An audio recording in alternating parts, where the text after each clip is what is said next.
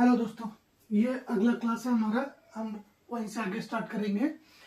ये मैंने कुछ आंदोलन लिखे हुए हैं 19वीं शताब्दी के और 18वीं शताब्दी के। तो मैंने आपको कल बताया था father of Indian unrest Dayanand Saraswati ji के बारे में बता चुका था।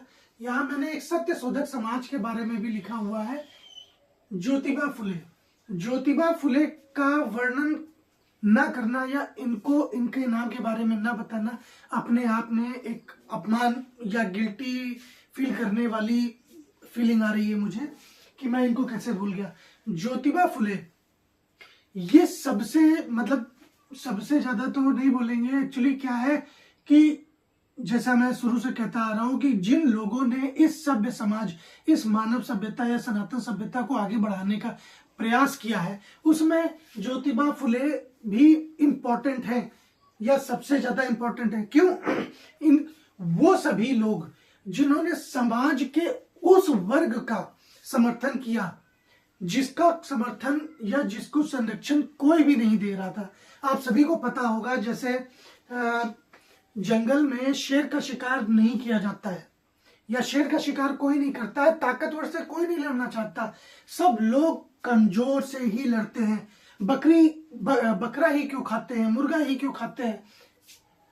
क्यों? क्योंकि कमजोर है। यदि आप कमजोर रहेंगे तो आपका शोषण होता रहेगा और अपने आप पे किया हुआ शोषण का विरोध ना करना, ये अब उससे भी ज्यादा बड़ा अपराध है। इससे भी बड़ा जो अपराध है जो व्यक्ति शोषण कर रहा हो। यदि आपका शोषण हो रहा है और आपके ऊपर किए गए शोषण का आप विरोध भी नहीं कर पा रहे हो, तो आप उससे ज्यादा बड़े अपराधी हो गए जो आप पे शोषण कर रहा है। उसी तरह ज्योतिबा फुले जी ने क्या किया कि गरीबों, अछूतों को, जिनको शिक्षा का अधिकार नहीं था, जिनको कोई पढ़ाना नहीं चाहता था, उनको शिक्षित करने का प्रयास किया ज्योतिबा फुले जी और इनकी पत्नी ने। मैं अछूत शब्द का इस्तेमाल कर रहा हूं, इसका मेन रीजन क्या है कि अछूत उस वर्ग को बोला जाता था जो मल मूत्र उठाते थे, जिनको नगर की मुख्य गलियों में प्रवेश नहीं करने दिया जाता था और जिनको मंदिरों में प्रवेश नहीं करने दिया जाता था। समाज के सभी संसाधन जिनसे दूर रखे जाते थे। और यकीनन ये मैं एक शर्मिंदगी के साथ कहना चाहूंगा कि समाज के एक बहुत बड़े वर्ग को बहुत लंबे समय तक उन सभी प्रकृति द्वारा प्रदत्त संसाधनों से दूर रखना अपने आप में एक ऐतिहासिक गलती या पाप है, जिसके लिए समाज के एक बड़े वर्ग को कभी भी माफ नहीं किया जा सकता। और इसका मेन रीजन क्या है? क्योंकि शिक्षित नहीं थे, उनको ज्ञान नहीं था, उनको पता ही नहीं था कि उनका शोषण हो रहा है। जैसे कि मैंने पहले बताया, पुनर्जागरण के बारे में मैंने आपको बताया था। पुनर्जागरण का मतलब होता है फिर से जागना। इन्होंने ही अछूतों को पुनर्जागृत करने का प्रयास किया, उनको समझाया कि जो कोई व्यक्ति जन्म से ही स्वतंत्र होता है और अपनी विचारधारा, अपने विचारों की स्वतंत्रता लेकर प्राप्त होता है, जन्म लेता है, तो उसको अब सभी संसाधनों का इस्तेमाल करने और उसका उपभोग करने का पूर्ण हक होता है। ये हो गया। और उसके बाद कुछ प्रमुख आंदोलन भी हुए जिनके बारे में मैं बताना चाहूंगा। आत्मसम्मान आंदोलन हुआ, मंदिर प्रवेश आंदोलन हुआ, वहाबी आंदोलन हुआ, फराइजी आंदोलन हुआ, अहमदिया आंदोलन हुआ, अलीगढ़ आंदोलन हुआ, देवबंद, पारसी आंदोलन, सिख सुधार आंदोलन। मैं आपको एक चीज बताना चाहूंगा, आज भी यही चीज लागू होती है। जब तक आप शिक्षित नहीं होंगे, आपको पता नहीं होगा कि आपका शोषण हो रहा है।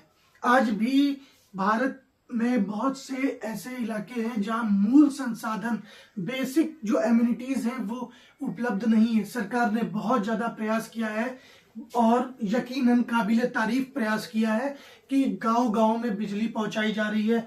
वो महिलाएं जो चूल्हा फूक फूक के परेशान हो जाती थी, जिनकी आंखें खराब हो जाती थी, दमे की शिकायत हो जाती थी, उज्ज्वला योजना के माध्यम से या विभिन्न योजनाओं के माध्यम से उनके जीवन स्तर में बदलाव लाने का प्रयास किया जा रहा है।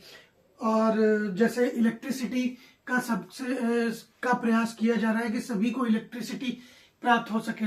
इसमें आज हमारी न्याय व्यवस्था, कार्यपालिका और विधायिका ने मिलकर एक जो प्रयास किया है, और इसीलिए मैं मानता हूं हम मानव इतिहास के सबसे स्वर्णिम काल में रह रहे हैं, जहां विधायिका, कार्यपालिका और व्यवस्थापिका तीनों समाज के कल्याण के लिए प्रयासरत है। लेकिन ये प्रयास एक अत्यधिक मतलब एक लिमिटेड है। उसका मेन रीजन क्या है? क्योंकि भारत का जो टोटल जीडीपी है, मतलब सकल घरेलू उत्पाद, जो टोटल इनकम है, नेशनल इनकम है, वो एक्सपेंडिचर जो टोटल खर्चा है उससे कम है। जब भी हम सरप्लस होंगे हमारी सारी जरूरतें यकीनन पूरी होंगी।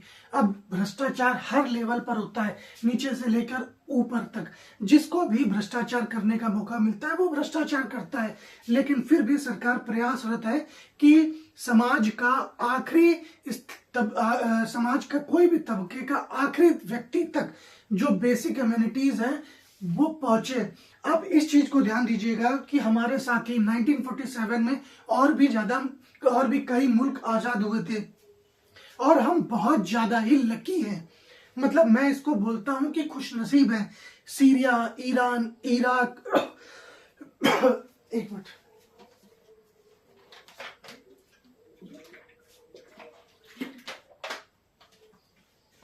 हमारे साथ चाइना आजाद हुआ, हमारे साथ Bangladesh, Myanmar, Pakistan, Syria, Iran, Iraq और जो साउथ ईस्ट एशियन कंट्रीज हैं वो आजाद हुए। लेकिन आज भारत और इन बाकी देशों में क्या अंतर है? हाँ, मैं चाइना बोलना भूल गया। चाइना भी 1949 में आजाद हुआ।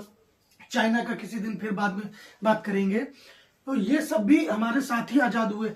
आप ये देखिए कि पाकिस्तान आजाद हुआ था हमारे साथ ही, हमसे एक दिन पहले वो अपना आजादी स्वतंत्रता दिवस मनाते हैं। अब वो आजाद है कि नहीं है वो तो अब मैं आपको बता ही दूंगा। भारत और पाकिस्तान में क्या डिफरेंस है?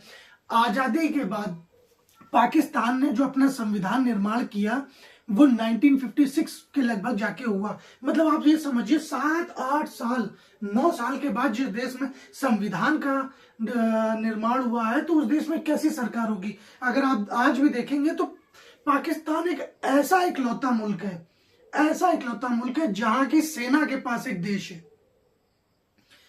कितनी भी खराब स्थिति क्यों ना हुई हो, भारत में लोकतंत्र के चुनाव कभी भी टाले नहीं गए। बस एक इमरजेंसी के दौरान, अगर उसमें भी देखेंगे तो उससे भी समाज का कुछ भला ही हुआ, एक डिसिप्लिन आया, कुछ जनसंख्या कंट्रोल हुआ, लेकिन चुनाव नहीं टाले गए। जैसे ही इमरजेंसी कॉल्ड ऑफ, 6 महीने बाद चुनाव हो गए। बांग्लादेश देखिए, म्यांमार देखिए, म्यांमार में तो कभी लोकतंत्र रहा ही नहीं, हमेशा सेना ही कब्जा कर लेती है। जब भी जनता द्वारा चुनी गई सरकार से वो सेटिस्फाई नहीं होते, वहां की मिलिट्री का नाम है जनता, वो सरकार को भंग कर देती है और कब्जा कर लेती है। पाकिस्तान में आए दिन कोई ना कोई मिलिट्री जनरल पाकिस्तान की सत्ता पर कायम हो जाता है। तो ऐसा बोलते हैं पाकिस्तान में 2 राजधानियां हैं, एक इस्लामाबाद है और एक कराची है।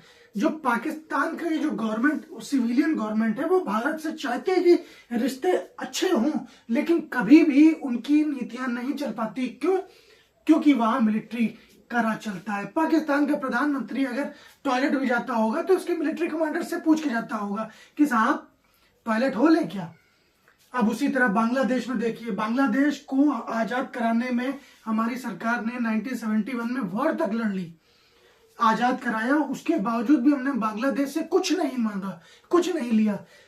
मुजीबुर रहमान जी को मार डाला गया, जिन्होंने मुख्य भूमिका निभाई थी। आज क्या है, वहां के लोग क्या कर रहे हैं? मुजीबुर रहमान के सर के ऊपर चढ़कर एक मूर्ख बाथरूम कर रहा है। अब बताइए, ये देश है, ऐसे देश हैं। वहीं हमारे देश में देखिए तो हम भले ही नेता चुनने में गलती कर देते हैं या जल्दबाजी कर देते हैं, लेकिन हमारे चुने हुए नेताओं ने भारत की स्वतंत्रता, संप्रभुता और एकता को बना कर रखा हुआ है। आज भी हमारे देश में स्टेबिलिटी है। पूरी दुनिया चाहती थी या जानती थी कि भारत टूट जाएगा, भारत सस्टेन नहीं कर सकता। जहां ऐसी विविधता है, ज्योग्राफिकल, इकोनॉमिक, लैंग्वेज, धर्म, मतलब आप पूरब से पश्चिम और उत्तर से दक्षिण देखें तो विविधता ही विविधता है। कहीं भी मतलब आप 10 किलोमीटर पर जाएं तो पानी बदल जाएगा, भाषा बदल जाएगी, रहन सहन बदल जाएगा, कपड़े बदल जाएंगे, लेकिन उसके बावजूद भी भारत एक है, अखंड है। जिसको सब जानते थे कि 10 साल में भारत के टुकड़े हो जाएंगे, भारत टूट जाएगा, लेकिन आज भी वो भारत एक है। और उसका सबसे बड़ा जो मतलब योगदान जाता है वो हमारे नेताओं को जाता है। और सब कोई भी व्यक्ति, चाहे वो कोई भी व्यक्ति हो, अपने आप में परिपूर्ण नहीं होता है। हर व्यक्ति या हर नेता, उसी तरह हर नेता में भी कुछ ना कुछ कमियां होती हैं। दूरदृष्टि नहीं होती या दूरदृष्टि होती है तो फैसले लेने, कुछ गलत फैसले लेते हैं जैसे और हमारी खुश नसीबी ये थी कि हमको एक के बाद एक योग्य नेता मिले।